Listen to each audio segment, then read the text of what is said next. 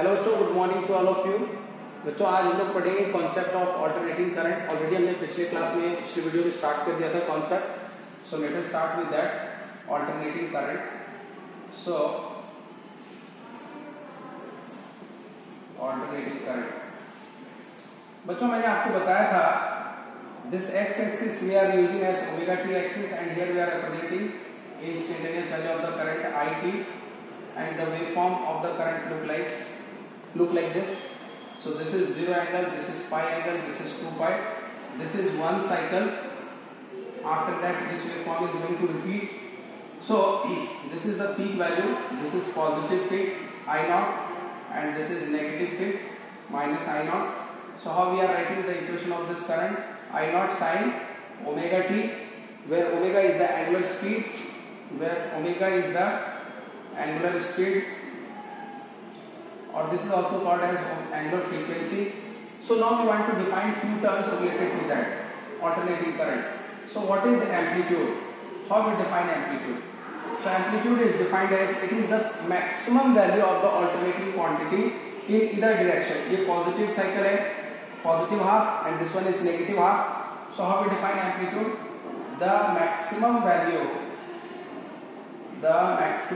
of the alternating current, the maximum value of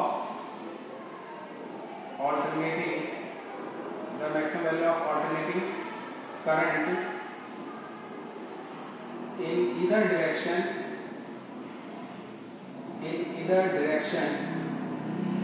the maximum value of alternating current in either direction is called the maximum value of alternating current in either direction is called its amplitude.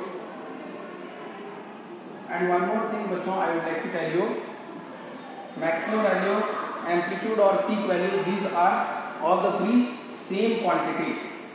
The maximum value,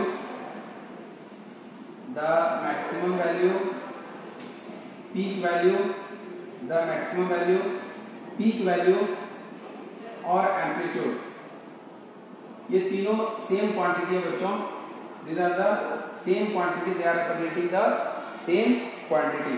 So let us write down. यहाँ पर बच्चों current का amplitude हम लोग कैसे denote कर सकते हैं? I naught is representing what? Current amplitude. This is representing current amplitude.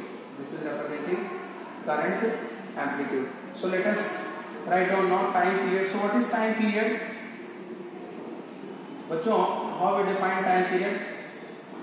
It is the time taken by the alternating current to complete one cycle. Let us write down. It is the time taken by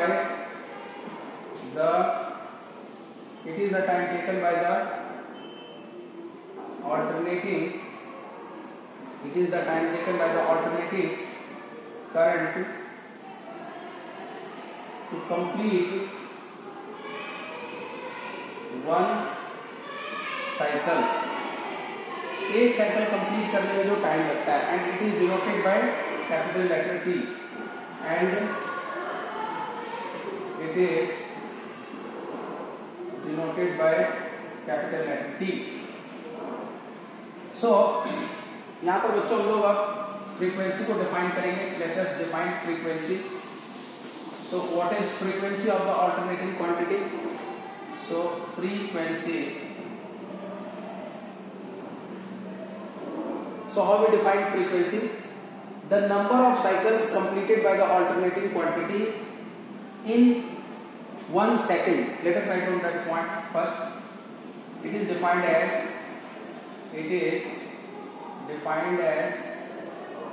the number of cycles completed. It is defined as the number of cycles completed by alternating quantity in 1 second. So number of cycles per second is nothing but frequency of the alternating quantity. And how it is denoted? It is denoted by it is denoted by small letter f. And what is the unit of f? The unit of f is cycles per second, and that is also known as hertz. So let us write down that point. Frequency is measured in the unit of f, cycles per second. इसी को क्या बोलते हैं बच्चों? This is also known as hertz, and in short it is represented by Hz. So this is the unit of frequency. Now we want to obtain the relation between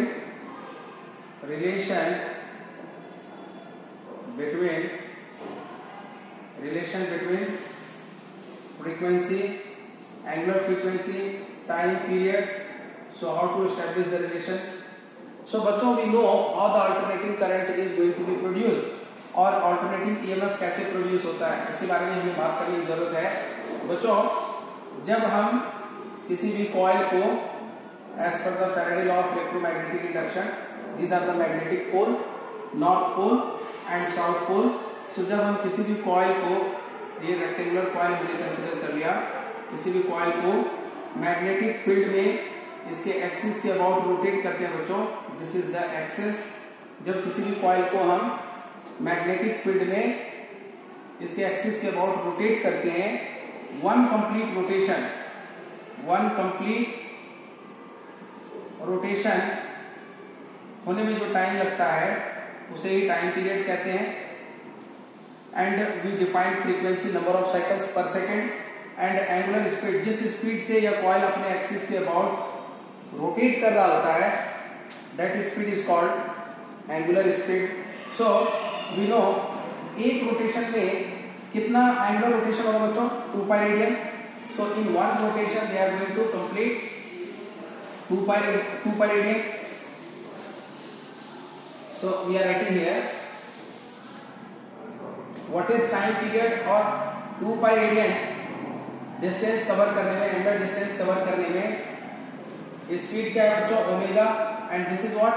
time t. What is t? T is representing time taken by this coil to complete one rotation, and this is the speed with which the coil is rotating.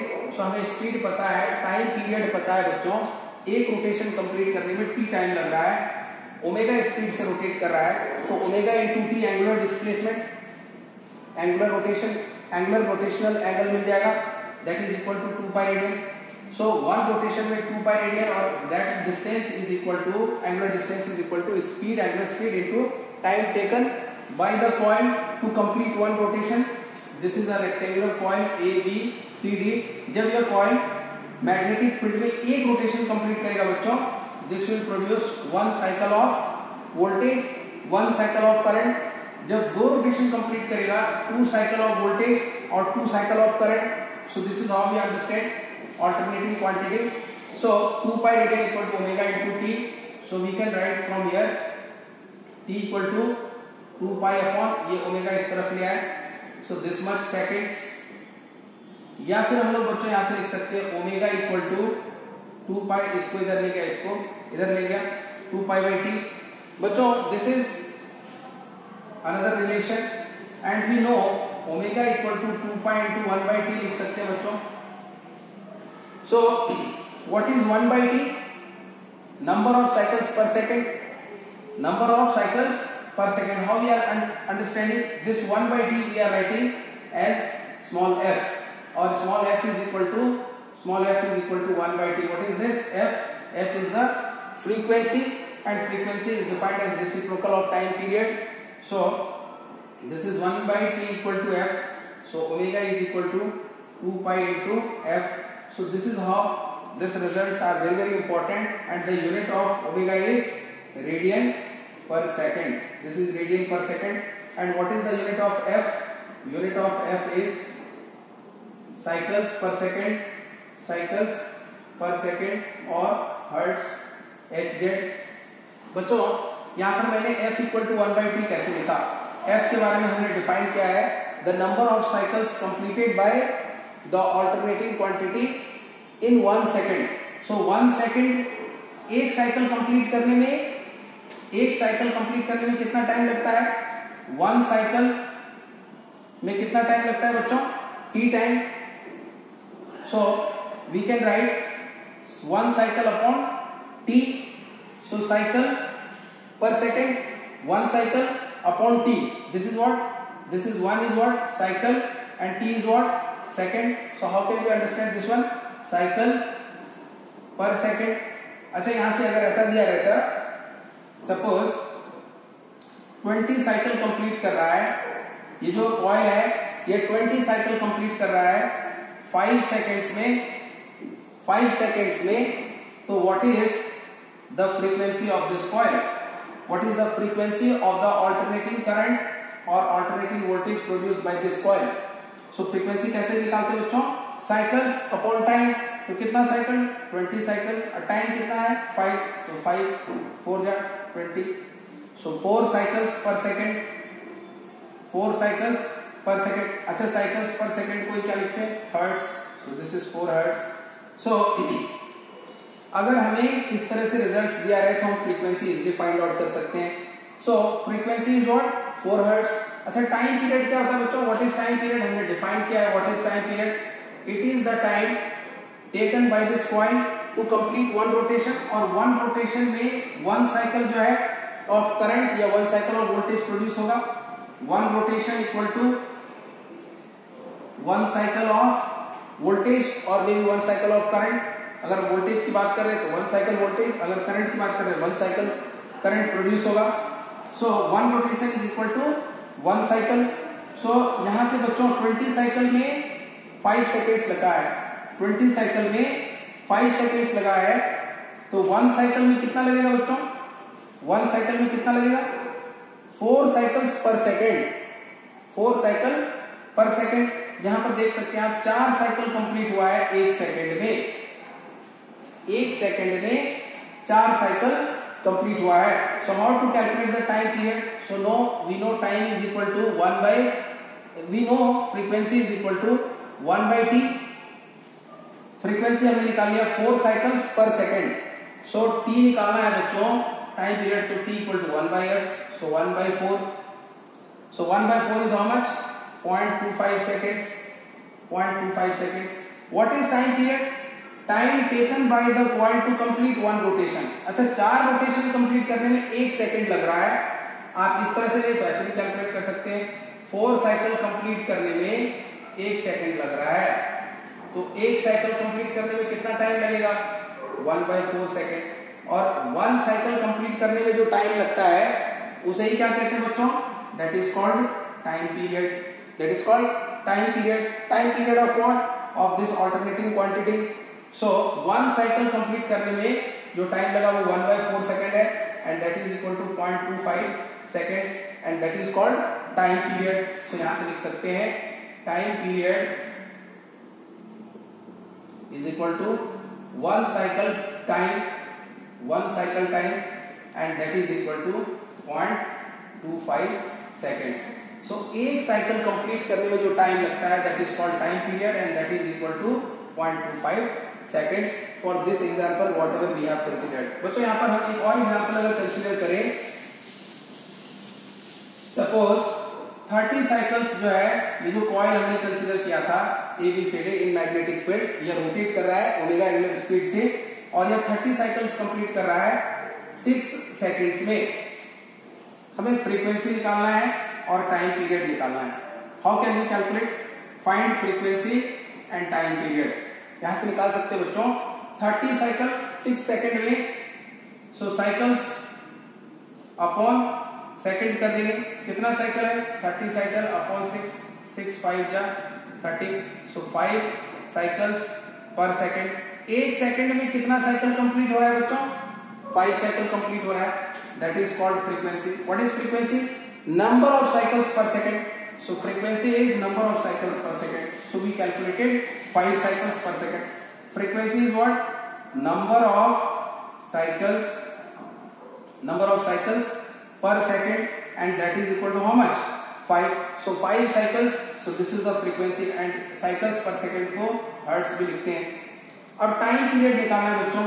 तो time period को कैसे define करते हैं? 1 cycle complete करने में कितना time period लगता है. सो 1 वे इज, देखिए यहाँ पर 5 साइकिल कंप्लीट करने में 1 सेकंड लगता है, तो 1 साइकिल कंप्लीट करने में कितना टाइम लगेगा? 1/5 seconds. So 1/5 is how much? 0.2 seconds, 0.2 seconds. This is one way. एक साइकिल कंप्लीट करने में जो टाइम लगता है उसी को तो टाइम पीरियड कहते हैं, that is equal to 0.2 seconds या 0.2 सेकेंड्स। या फिर बच्चों आप इस तरह से निकाल सकते हैं, और time we know frequency is equal to 1/t, so t equal to 1/f, so 1 frequency की वैल्यू क्या है बच्चों? 5 है, so 1/5 this is equal to 0.2 second. या तो इस तरह से आप निकाल लीजिए, एक साइकिल कंप्लीट होने में कितना टाइम लग रहा है, या फिर फ्रीक्वेंसी निकाला है आपने तो time period equal to 1/f कर दीजिए। तो यह जो वैल्यू आएगा 1/f की वैल्यू, या फिर एक साइकिल कंप्लीट करने में जो टाइम लगेगा, या दोनों टाइम क्या होगा? सेम होगा, and that is called time period. So अगर आपको डेफिनेशन याद है बच्चों अच्छे से, you can easily understand the concept and you can easily solve the problem. So in this video this much only. I would suggest you कि आप video को अच्छे से वॉच करिए और सारे कंटेंट को अपनी कॉपी में नोट डाउन करिए। मिलते हैं अगले वीडियो में। इस वीडियो में इतना ही। थैंक यू बच्चों।